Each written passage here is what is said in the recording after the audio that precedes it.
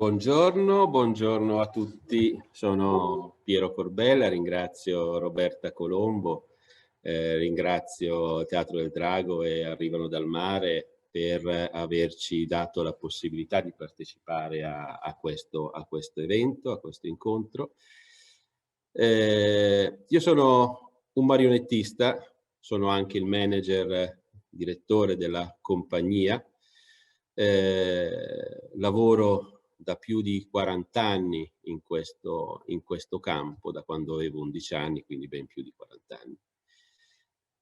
E faccio parte di quella nuova generazione di marionettisti della compagnia Carlo Colla e Figli, una compagnia che per oltre 2 secoli ha svolto attività professionale in campo marionettistico e che si è tramandata di generazione in generazione il lavoro e la tradizione, ma che adesso non vede più i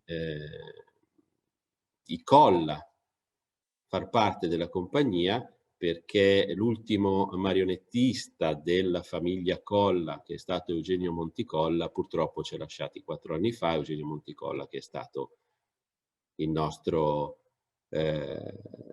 colui che ci ha avviato a questa professione, a questo lavoro, a questa passione, ci ha trasmesso questa passione. Attualmente la compagnia è formata solo da persone che non hanno una tradizione marionettistica alle spalle, ma sono legati da una grande passione per questo mondo.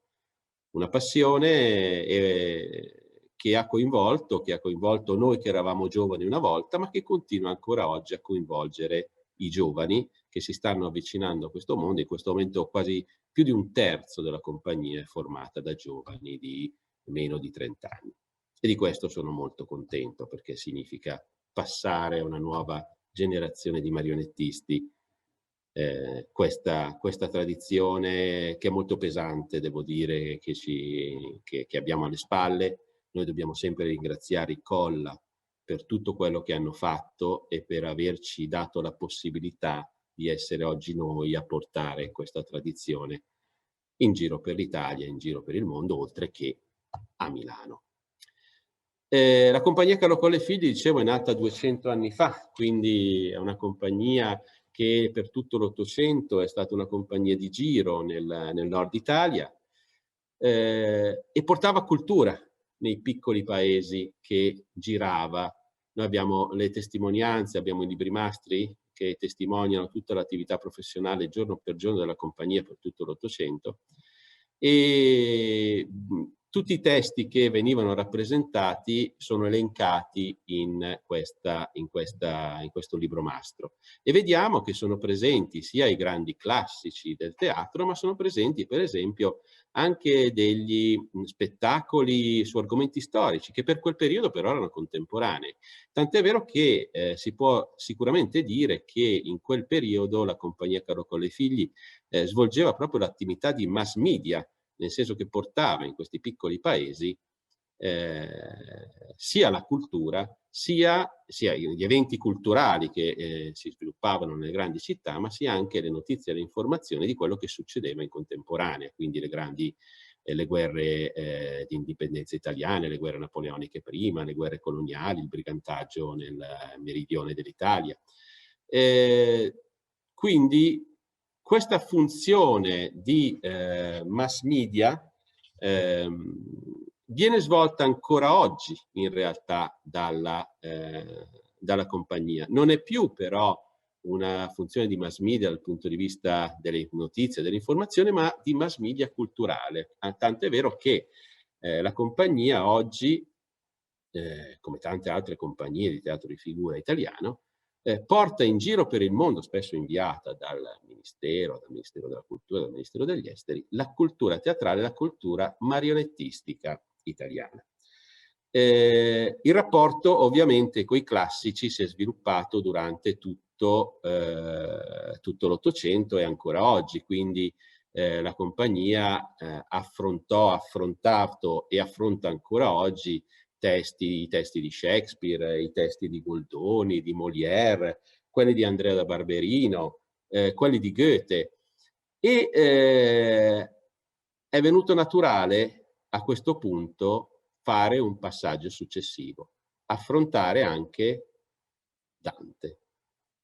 Adesso vedremo anche il motivo per cui abbiamo deciso di fare questo passo e come questo progetto comunque si inserisce all'interno di quello che è la tradizione del teatro delle marionette. Prima però volevo cominciare a farvi vedere qualcosa, vediamo un piccolo brano poi tratto da un progetto di cui poi vi parlerò più avanti.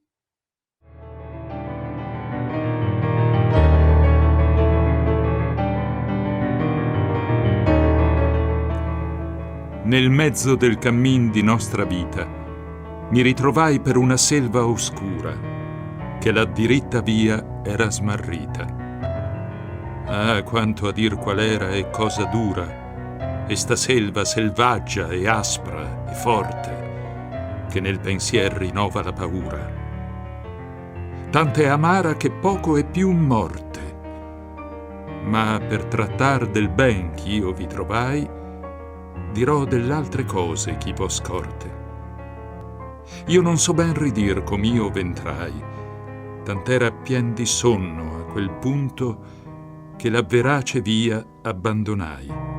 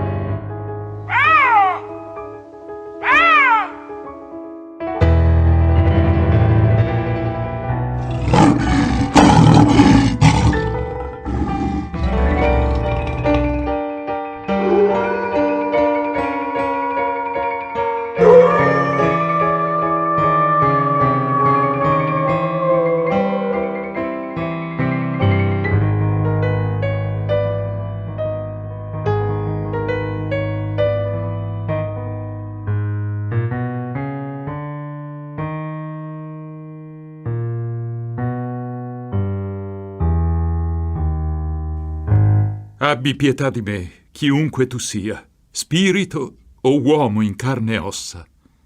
Chi sei? Non son più uomo, ma uomo già fui, e i parenti miei furono lombardi, mantovani entrambi.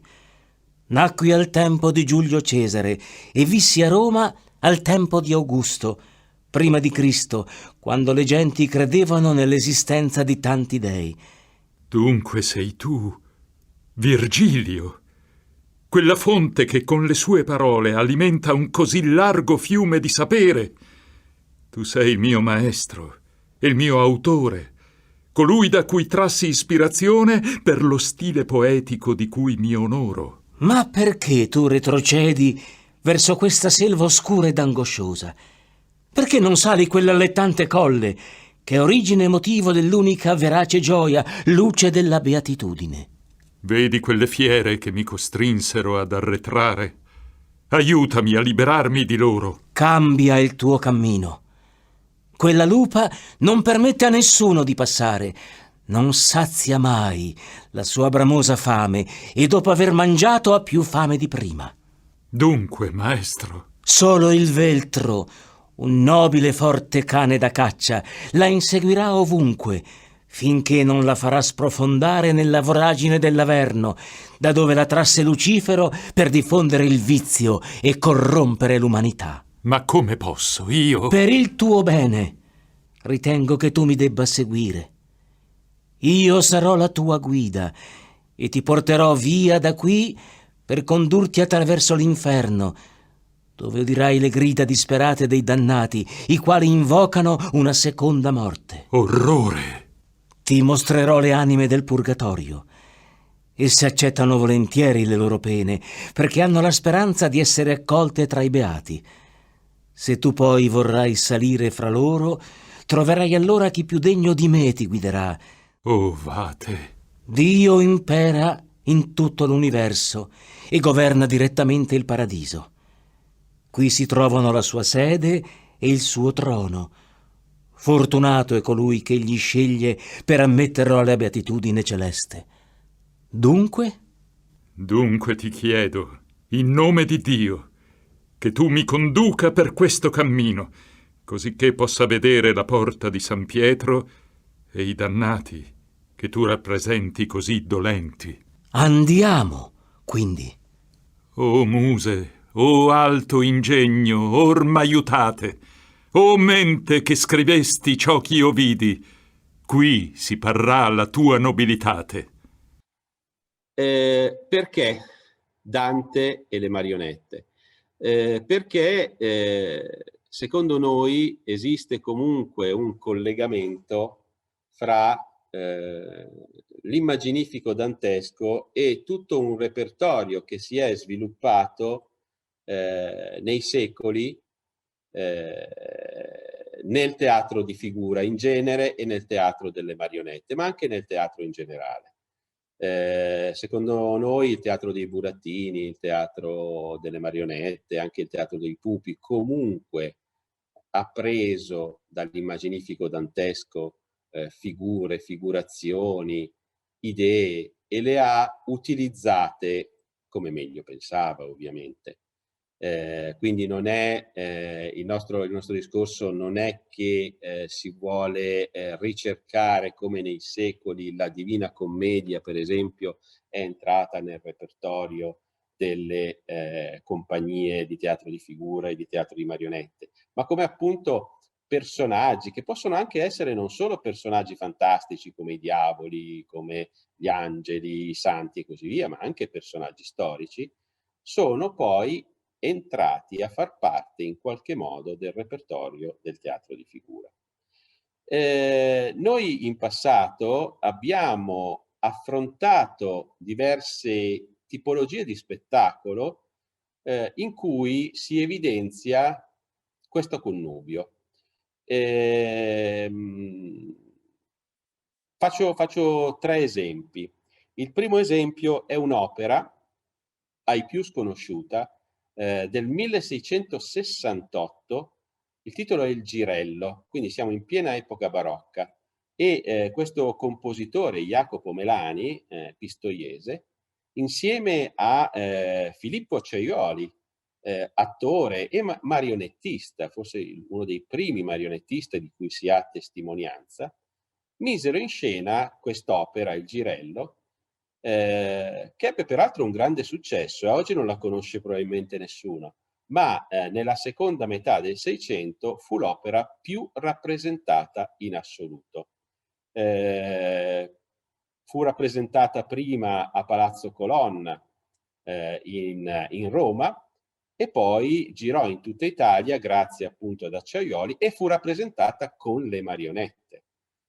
Quindi non solo con le persone, i cantanti in carne ed ossa. Noi abbiamo messo in scena 3-4 anni fa quest'opera per Pistoia e Pisa, il Teatro Verdi di Pisa e il Teatro di Pistoia, fra l'altro con orchestre e cantanti dal vivo, e nella prima parte di quest'opera, che poi si sviluppa con i personaggi delle maschere, quindi è tutto un intreccio che poi non è direttamente collegato con la prima parte, ma la prima parte si svolge all'inferno, agli inferi. Adesso vi farò vedere un breve estratto appunto di quest'opera che abbiamo messo in scena.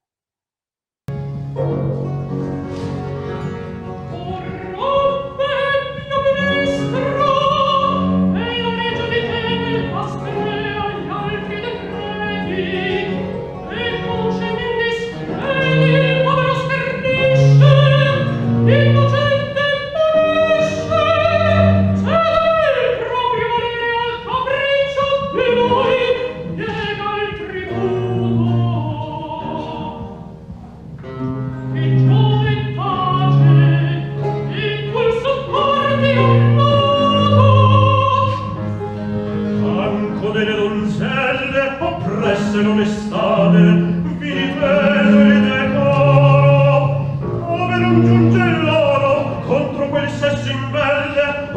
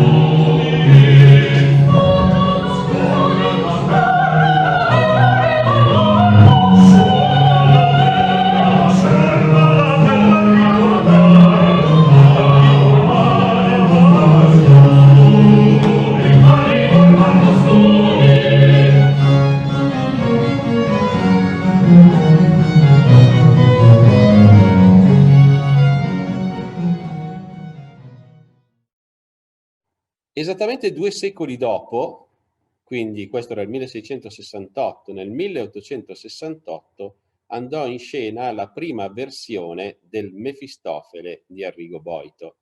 Il Mefistofele di Arrigo Boito è una sorta di... è un'opera lirica ed è la visione italiana, mettiamola così, ovviamente del Faust di Goethe.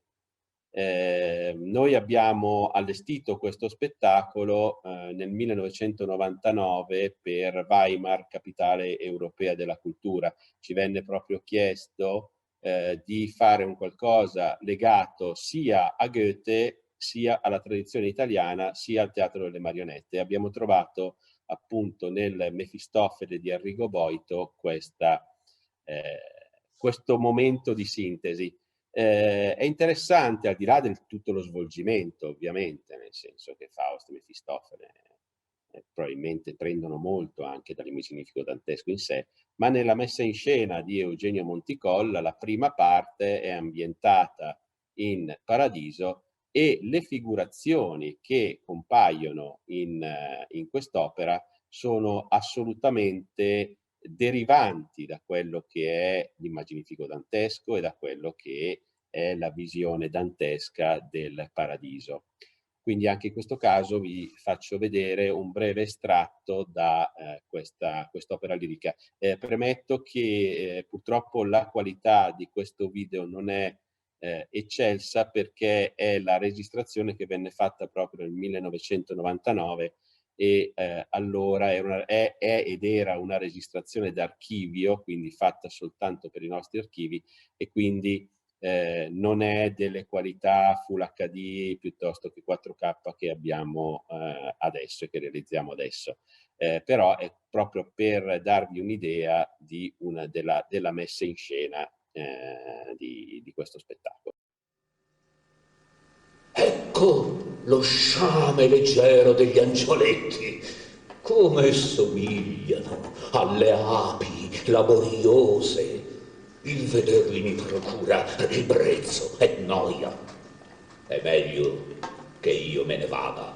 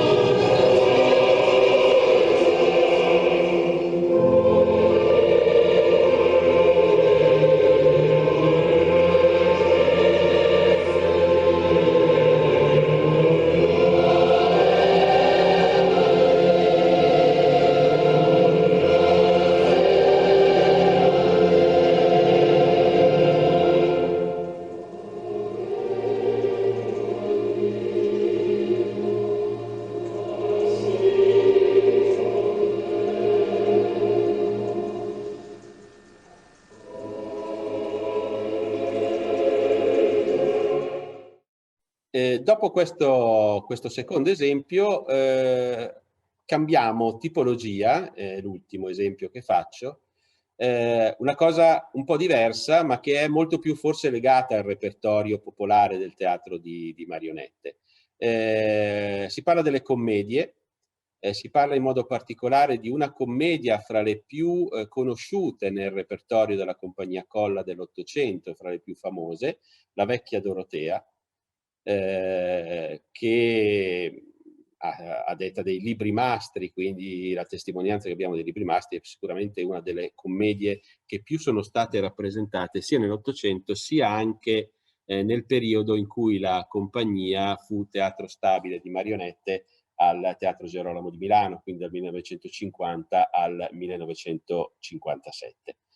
Nella vecchia Dorotea la storia è di questa Dorotea, appunto, che fa un sogno, nel sogno vede dei numeri, che gioca al lotto e vince al lotto. Fa una bella vincita al lotto e uno dei ligera del tempo, cioè quei ragazzi un po' così mezzi delinquenti che c'erano a Milano in quel periodo, decide di rubare i soldi alla vecchietta e per fare questo si traveste da diavolo, le compare di notte, la minaccia di portarla all'inferno qualora lei non desse tutti i soldi della vincita al diavolo, appunto. Durante lo svolgimento poi dello spettacolo compare il personaggio di Gerolamo, che chiaramente capisce che è tutto un inganno, si traveste da vecchia Dorotea e quando il diavolo ricompare, il diavolo, questo delinquente vestito da diavolo ricompare per prendere i soldi alla vecchietta, lo smaschera e lo fa arrestare dai soldati austriaci, perché questa cosa è ambientata nel 1840, quindi in piena dominazione austriaca di Milano. Ho voluto inserire questo estratto che allora, sicuramente è indicativo di come a questo punto poi il personaggio del diavolo, i personaggi appunto che derivano dall'immaginario dantesco vengono utilizzati liberamente dal teatro di figura a seconda di quello che erano le necessità della trama e dello spettacolo. Vi faccio quindi vedere un breve estratto anche da questa edizione che abbiamo ripreso una decina di anni fa e che poi abbiamo portato anche al Teatro Gerolamo quando questo è stato riaperto nel 2016, se non erro. Oh, adesso, speriamo che le guardie vengano presto perché in carceria troviamo sul cucchiaio. Non per paura perché mi prendo una cadrega e la sciappo sulla testa. Ma quella gente lì è capace di tutto. E quindi le mette in gamba. Chi cade Catalusa? Chi cade? La forza! Bravi, sì. Di dritto, senza fecciadette, Dove essere chiaffere? Chiaffere del cornale vari, vero dopo. Ma tu sei d'accordo subito su non cahier d'affaires. Dunque, voi sergente, mettete lì davanti al letto, così sarebbe pronta a saltare dopo. Ja, buona idea. Poi mettete l'attacca alla porta e guardate se lo scapello. Ja. E voi mettete lì davanti al camino e state attenti. Quando mio Dio ciapelo, voi i salta addosso. Nix ciapelo. Se la gente ha ferretto, ciapa. Mia ferretto, mi uomini ciapa. Nix ciapelo. Sì, ciapelo, lei stessa, basta che lo ciapa. Mi dirai cosa chi vuole voi altri. Sì, su con le tardi che da si può carino, Splash, sì, allez-y, in gamba, Sergente, mi avere paura. Sarei composto da te. Faccio tutto lì. Oh, signor diavolo, Vecchia Dorotea! Hai mantenuto la promessa? E i denari dove sono? Oh, signor diavolo, sono lì, sopra la tavola. E ci sono tutti? Sì, tutti, fino all'ultimo centesimo. Ricordati di non dire a nessuno che m'hai visto. Ed ora, questi denari mai acquistati... Oh, ma là che ti acquisti bene, va. Verranno con me nelle bolge d'Averno. Ah sì, ma stavolta farai i conti con noi. Ciapa!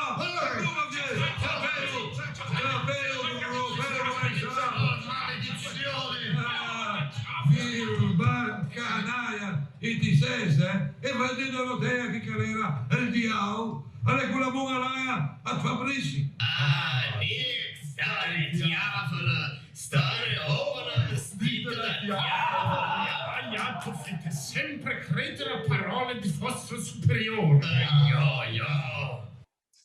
E veniamo a questo punto al nostro progetto, perché diciamo che queste sono le basi su cui abbiamo pensato di sviluppare tutto il progetto, che ha un titolo Dante delle marionette e che comprende 4 momenti principali.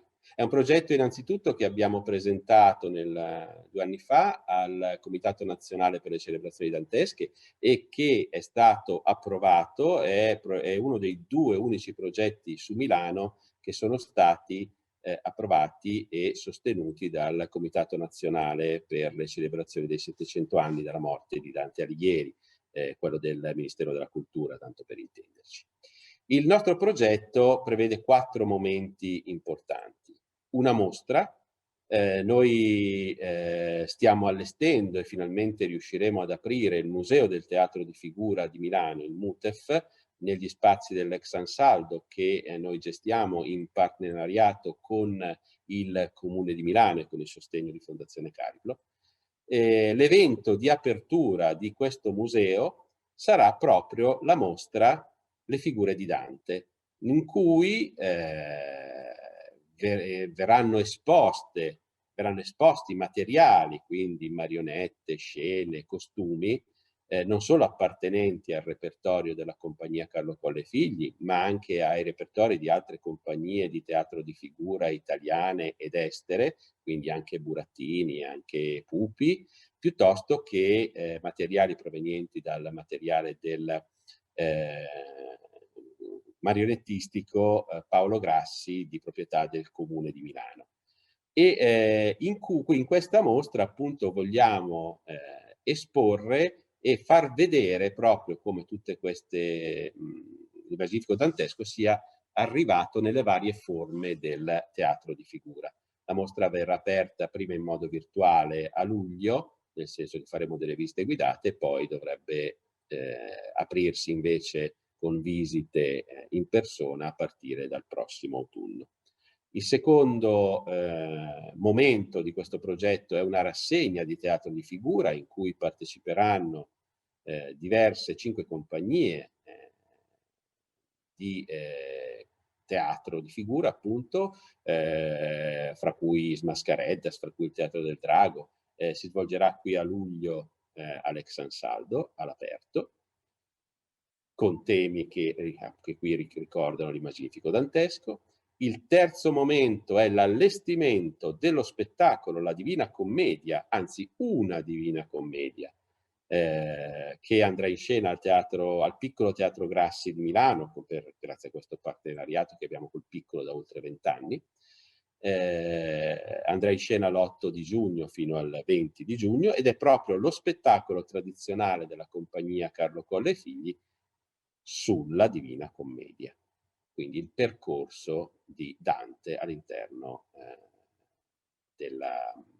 dell'inferno, il purgatorio e il paradiso, che verrà sviluppato in modo particolare, ma lascio qui a quando andremo in scena così, la sorpresa di vedere come la compagnia ha interpretato questa cosa e quale personaggio particolare anche comparirà.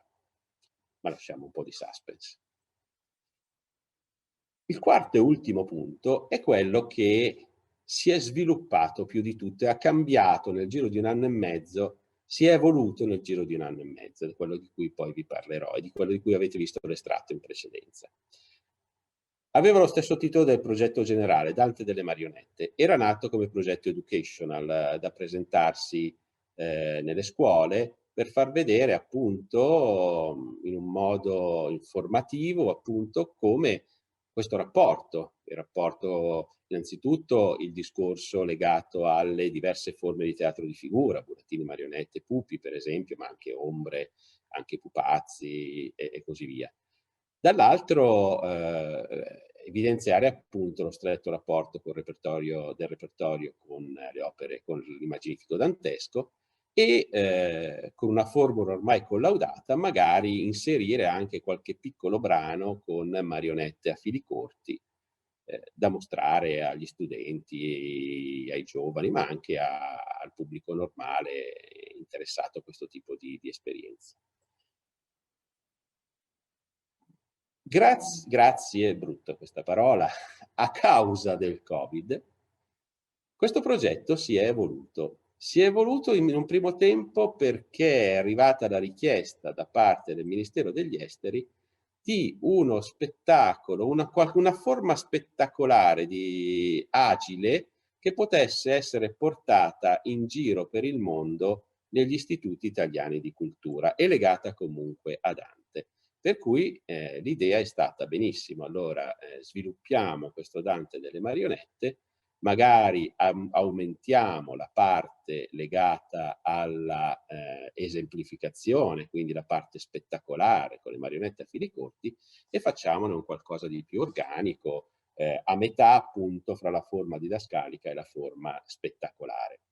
E questo progetto è molto piaciuto a diversi istituti italiani di cultura in giro per il mondo, che l'hanno inizialmente chiesto, ma si sono poi scontrati purtroppo con la realtà di questo periodo che non ci ha permesso, per esempio, di andare a Tunisi, che avrebbe voluto avere questo spettacolo presente già nel mese di marzo, e difficilmente ci permetterà di portarlo a San Paolo in Brasile, a Cordoba in autunno, a meno che non cambi radicalmente la situazione. Dopodiché è arrivata un'altra richiesta da parte del Ministero degli Esteri, cioè la possibilità di realizzare invece un film di un spettacolo da presentarsi sulle nuova piattaforma italiana che il Ministero degli Esteri stava realizzando. E a questo punto il tema dantesco è piaciuto molto, abbiamo presentato il progetto, è stato approvato, e a questo punto Dante delle marionette si è trasformato in un film che dura praticamente 1 ora e 20 minuti, in cui ci sono 10 minuti di introduzione legato ai laboratori, che adesso vedremo, e 1 ora e 10 di percorso di Dante, Virgilio, Beatrice all'inferno, nel paradiso e nel mezzo ovviamente al purgatorio.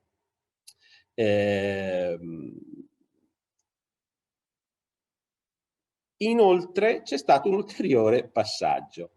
Visto comunque questo tipo di prodotto, abbiamo pensato di sviluppare sempre un progetto Dante delle marionette, ma a questo punto da portare in giro, non solo in giro per il mondo, ma in Italia, nella forma più spettacolare però e un po' meno didascalica. Quindi quello che era nato come momento didascalico con qualche dimostrazione diventerà, perché è una cosa che faremo a partire dalla fine di giugno in giro per l'Italia, diventerà uno spettacolo vero e proprio con marionette a fili corti che sarà possibile rappresentare anche in spazi non attrezzati, a differenza dei nostri normali spettacoli, in cui 5 marionettisti faranno questo percorso insieme alle marionette e come vi dicevo sarà molto più legato alla parte spettacolare e molto meno alla parte didascalica. È diventato quindi praticamente uno spettacolo. Vi faccio vedere adesso un brevissimo brano legato alla preparazione dello spettacolo, all'ideazione di questo Dante delle marionette e alla preparazione. L'idea di affiancare il mondo delle marionette all'immaginario dantesco rientra nell'ottica del rappresentare i grandi classici e i grandi autori attraverso i piccoli attori di legno. Percorrendo la trama dell'ossatura dantesca si incontrano così una serie incredibile di personaggi, anche minori, Basti pensare nell'8° girone, nelle Malebolge, troviamo fra i 1000 diavoli e i 1000 demoni la figura di Alichino, che poi incontreremo dall'epoca della commedia dell'arte in poi nella figura di Arlecchino, piuttosto che addirittura il diavolo Barbariccia, che incontreremo nei periodi molto più recenti come antagonista di Bonaventura.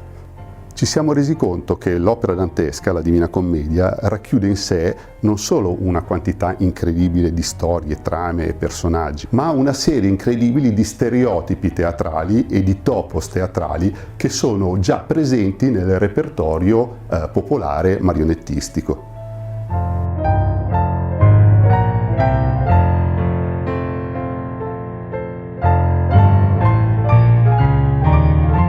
Abbiamo pensato di rispolverare un vecchio sogno nel cassetto di Eugenio, che era quello appunto di mettere in scena il classico dei classici, ovvero l'opera dantesca. Abbiamo pensato di utilizzare la marionetta come metro di misura e come metronomo nella selezione dei brani da trattare. Dante delle marionette non vuole essere uno spettacolo teatrale, ma più un incontro evocativo, una sorta di evento performativo che celebra l'incontro fra l'evocazione generata dal mondo del teatro di figura e delle marionette e l'evocazione generata dal verso e dal pensiero dantesco.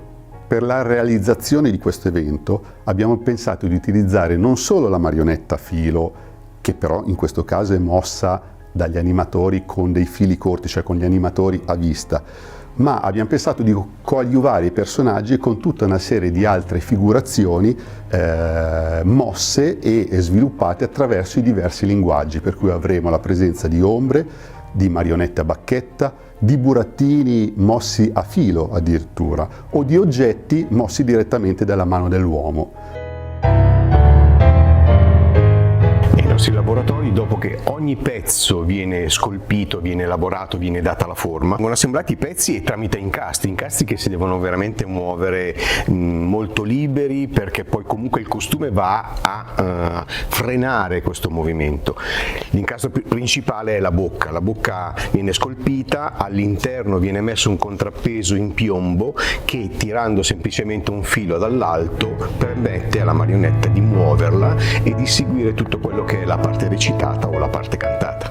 Il costume ha una funzione polivalente perché serve a definire e collocare il personaggio dal punto di vista temporale, geografico, psicologico, ma ha anche una valenza tecnica e fisica, perché è una specie di muscolatura che ricopre la struttura della marionetta, che dà armonia al movimento.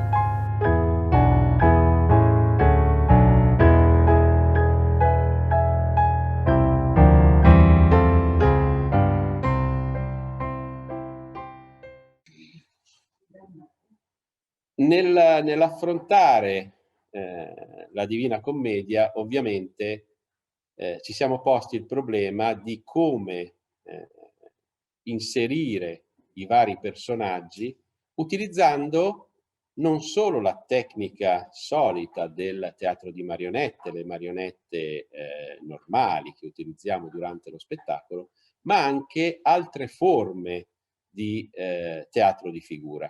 Sono personaggi molto particolari, appunto questi, come potete vedere. Il personaggio di Pier delle Vigne, mosso da Maria Grazia, è stato realizzato da Franco utilizzando dei pezzi di legno levigati dall'acqua, recuperati peraltro sulle rive del lago di Como, che montati con la forma dell'essere umano danno vita a un personaggio molto particolare, che però per questo tipo di spettacolo è perfetto e per questo tipo di personaggio è perfetto. Abbiamo utilizzato anche altre tipologie di oggetti animati nello spettacolo. In Dante delle marionette si vedono ad esempio le ombre, i personaggi di Minosse, Caronte, addirittura la prima parte in cui compare Beatrice è fatta con la tecnica del teatro delle ombre. Il personaggio del conte Ugolino è un personaggio, come potete vedere, molto particolare, mosso dal marionettista. Sono due teste, una che, come vedete, divora quell'altra. Una cosa molto appositamente pensata, ovviamente non tanto per lo spettacolo della Divina Commedia, ma in questo caso proprio per la versione Dante delle marionette, con i marionettisti che muovono anche a vista i personaggi. Adesso vi mostrerò un paio di estratti da appunto Dante delle marionette. In questo caso voi vedrete come abbiamo utilizzato delle tecniche cinematografiche, proprio perché in questo caso stavamo realizzando un film, per avere delle soluzioni che sicuramente non potranno essere utilizzate nella versione che faremo a vista come spettacolo vero e proprio. Il che è anche bello, perché chiaramente sono prodotti molto diversi e quindi lasciamo la sorpresa a chi vedrà lo spettacolo dal vivo di capire come riusciremo a rendere questi effetti che magari dal punto di vista cinematografico sono da una parte complicati per farli, ma poi da un'altra parte forse più semplici per rendere l'effetto che si vuole ottenere. Vedremo adesso due brani. Il primo è quello famosissimo di Paolo e Francesca, in cui vedremo l'utilizzo anche appunto di personaggi mossi con bacchette oltre che marionette normali. Come delle colombe, chiamate dal mio desiderio, quelle due anime vennero nel vento, uscendo dalla loro schiera attraverso la tempesta infernale. E con un grande affetto, una di loro disse: di quel che udire e che parlar vi piace, noi udiremo e parleremo a voi, mentre che il vento, come fa, si tace.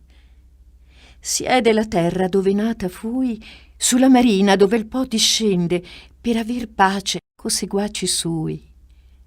Amor, ch'al cor gentil ratto s'apprende, prese costui della bella persona che mi fu tolta, e il modo ancor m'offende. Amor, ch'a nullo amato amar perdona, mi prese del costui piacer sì forte, che come vedi ancor non m'abbandona. Amor condusse noi ad una morte, Caina attende chi a vita ci spense. A queste parole io compresi la gravità del dolore di quelle anime afflitte. Francesca, i tuoi martiri a lacrimar mi fanno tristo e pio. Ma dimmi, al tempo de dolci sospiri, a che e come concedette amore che conosceste i dubbiosi disiri? Noi leggiavamo un giorno per diletto di Lancialotto come amor lo strinse. Soli eravamo e senza alcun sospetto. Per più fiate gli occhi ci sospinse quella lettura e scolorocci il viso, ma solo un punto fu quel che ci vinse. Quando leggemmo il disiato riso esser baciato da cotanto amante, questi, che mai da me non fia diviso, la bocca mi baciò tutto tremante. Galeotto fu il libro e chi lo scrisse. Quel giorno più non vi leggemmo avante. Mentre l'anima di Francesca pronunciava queste parole, Paolo piangeva, e io fui tanto sconvolto dalla pietà che mi sentii morire e caddi come corpo morto cade. Il prossimo brano che invece vedremo sarà quello altrettanto famoso di Ulisse. Anche in questo caso abbiamo trovato una soluzione particolare, molto cinematografica, per il discorso delle fiammelle che sono appunto, che rappresentano il personaggio di Ulisse, che dal punto di vista scenico, sia nello spettacolo al Piccolo Teatro, sia nella versione Dante nelle marionette, con marionette moscerati corti, dovremo rendere in modo diverso. È interessante perché si svela poi nel video dello spettacolo anche come abbiamo realizzato il tutto.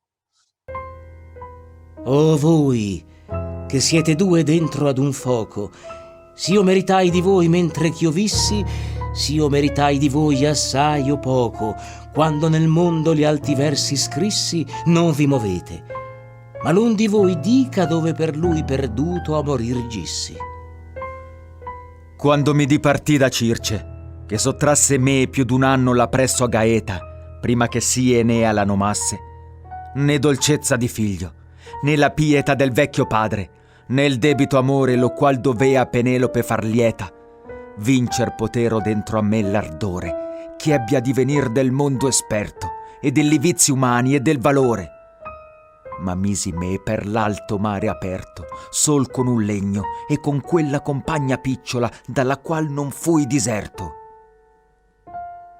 Vedi una costa e l'altra, e infin la Spagna, fino al Marocco e l'isola dei Sardi, e le altre che quel mare intorno bagna.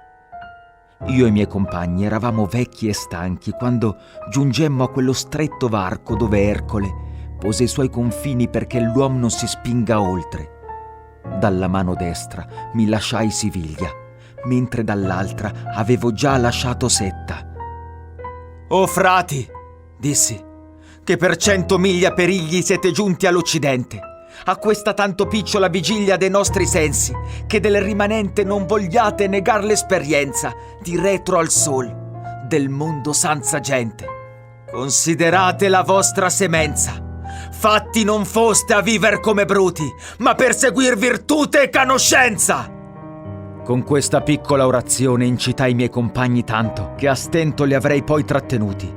E al mattino, volta la poppa della nostra nave verso il mare aperto, dei remi facemmo ali al folle volo. Tutte le stelle già dell'altro polo vedea la notte, e il nostro tanto basso che non surgea fuor del marin suolo. 5 volte era acceso e tante casso lo lume era di sotto dalla luna, poiché entrati eravam nell'alto passo, quando n'apparve una montagna, bruna per la distanza, e parvemi alta tanto quanto veduta non avea alcuna. Noi ci allegrammo, e tosto tornò in pianto, che della nuova terra un turbo nacque e percosse del legno il primo canto. 3 volte il fe girar con tutte l'acque, alla quarta levar la poppa in suso e la prora ire in giù, come altrui piacque, infin che il mar fu sopra noi richiuso.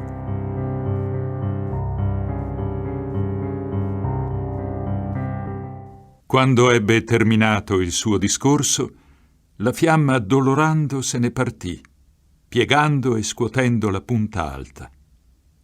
Noi andammo oltre, su per lo scoglio che sovrasta la bolgia, in cui si fa pagare il fio a quelli che si aggravano di colpe con il seminar discordie.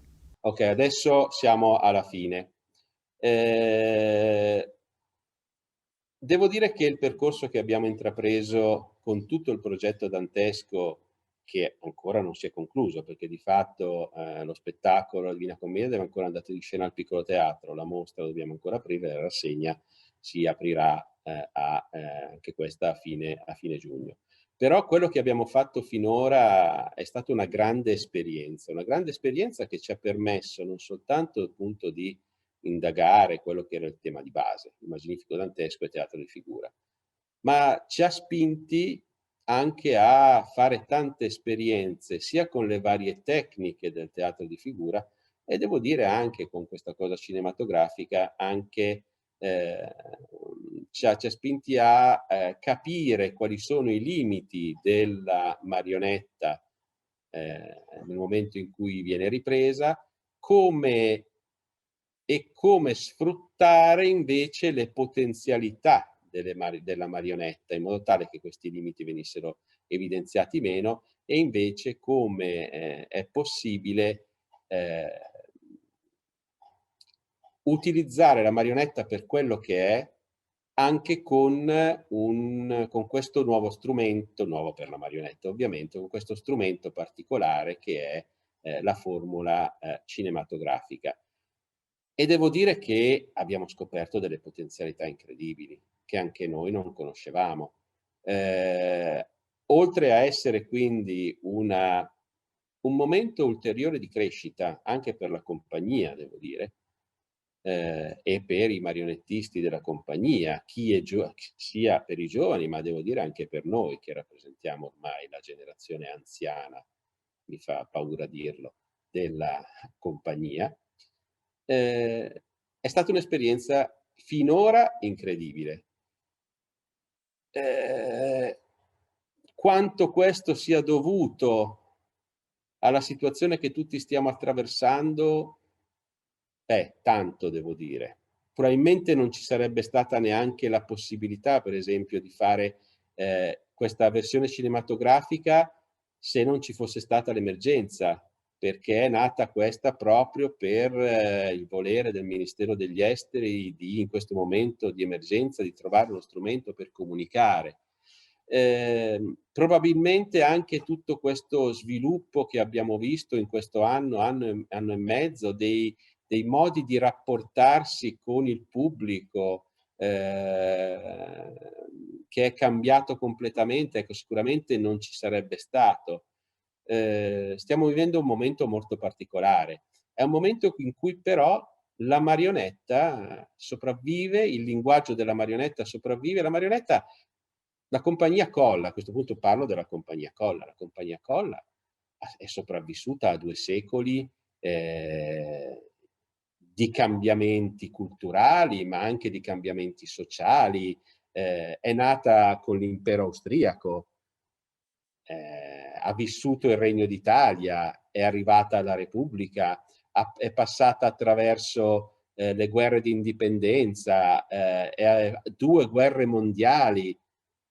La marionetta in genere, che è nata secoli e secoli fa, ha superato la peste, ha superato pandemie, ha superato guerre, ed è arrivata fino ad oggi, ed è un linguaggio che è arrivato fino ad oggi e che io ritengo comunque è un linguaggio assolutamente moderno, e proprio per questo si interfaccia bene anche con questi nuovi mezzi di comunicazione e con queste nuove forme moderne, non più nuove forme di spettacolo e di entertainment.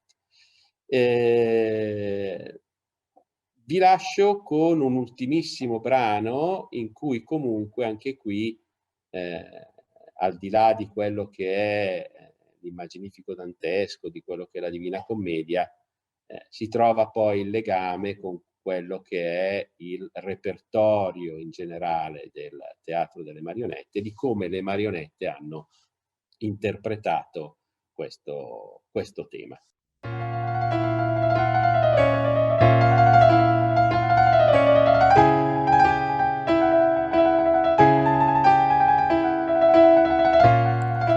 Questo è il luogo dell'inferno chiamato Malebolge, dove la pietra è scura come il ferro e dello stesso colore tinge tutto ciò che attorno volge.